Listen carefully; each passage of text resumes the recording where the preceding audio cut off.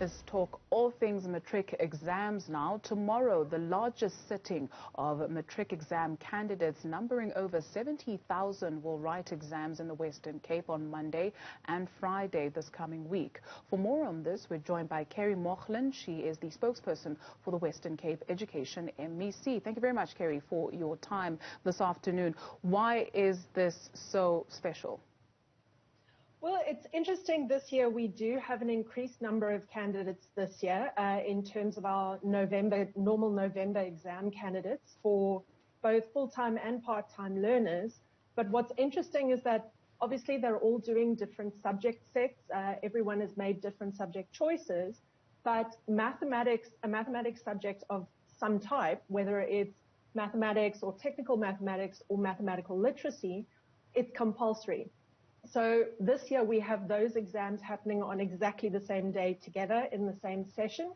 That was on Friday of this past week, Friday morning, and then tomorrow morning again. So we've got quite a big group of candidates. It'll be all of our full-time learners plus a bunch of our part-time learners as well. So it's quite a big logistical exercise that we have to get through with a weekend in between. Sure, and I'd like for us to expand on that, right? It's a big logistical exercise with this big intake of learners who will be sitting for these papers. Is the department capacitated enough? Absolutely. Look, we plan very far in advance for these exams.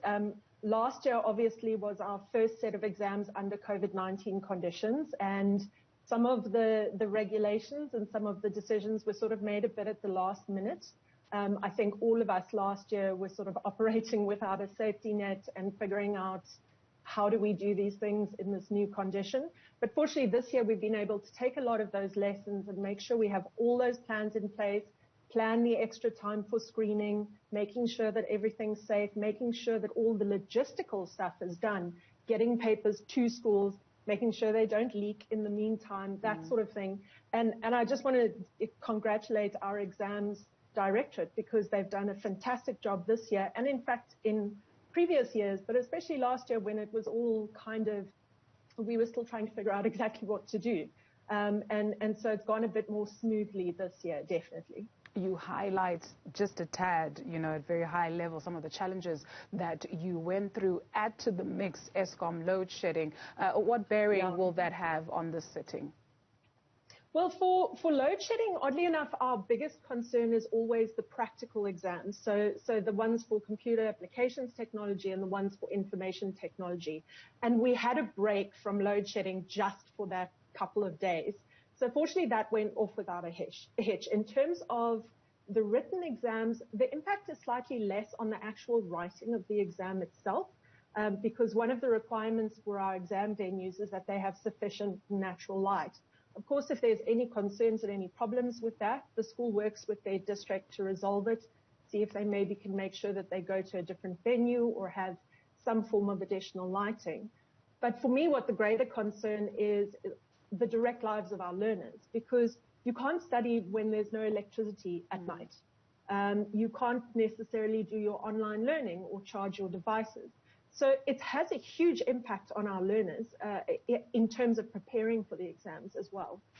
You touched on, the leaking of exam papers and crossing fingers that it doesn't happen. Are you confident that your plan is foolproof?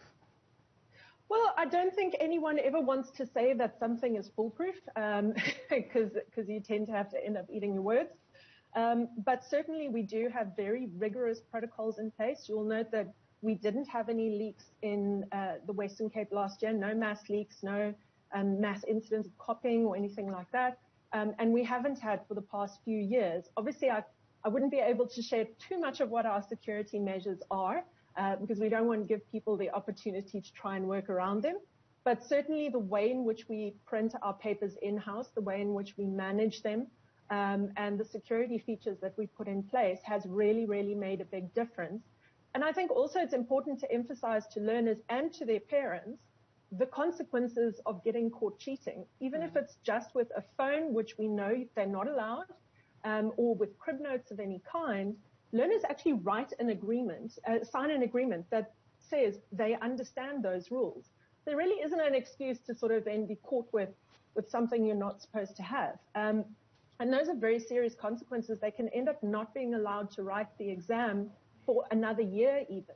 So I think we've done a better job over the years of explaining that to learners and explaining just how serious those consequences could be for their future. Kerry, your assessment in terms of how the department has serviced learners from, underprivileged or more challenging backgrounds? Certainly, we've tried to do our very best to support our learners additionally this year. And last year as well. The difficulty, of course, being that a lot of support mechanisms that are online rely on a lot of resources that people don't necessarily have. So certainly our schools and our districts have been making huge amounts of effort to make sure that they have that in-class time that they need. This year, our matrics have actually had more in-class teaching time, no matter where their school is located, than a normal matric class would have, because we needed that extra time to catch up on a lot of things. We've also been doing a lot of printed material, a lot of in-person extra classes. So just doing our best to make sure we don't rely on things that are only accessible to certain people. And I think that's something that we're going to continue working on and expanding that access as much as possible. Got you. Your word to those who will be sitting for their papers this week, not just in the Western Cape, throughout the country. I think, the kids who are writing this year have been through a tough year. Last year's matrics, their first exposure to pandemic conditions was just in their matric year. You'll remember last year the grade 11s didn't go back to class until much later than a lot of other grades. So these guys have been through a lot. So my message to them would just be, look, go into your exams, do your very best. We believe in you. We absolutely know you can do it. And really take it one exam at a time. And just go for it. Thank you so much. I did promise that we're not going to take up more of your time than we need to. And thank you very much for indulging us. All the best, not just to the Western Cape, throughout the rest of the country as matrics sit this week. Kerry Mochlan is the spokesperson for education in the Western Cape for Miss MEC Debbie Schaefer. Thank you.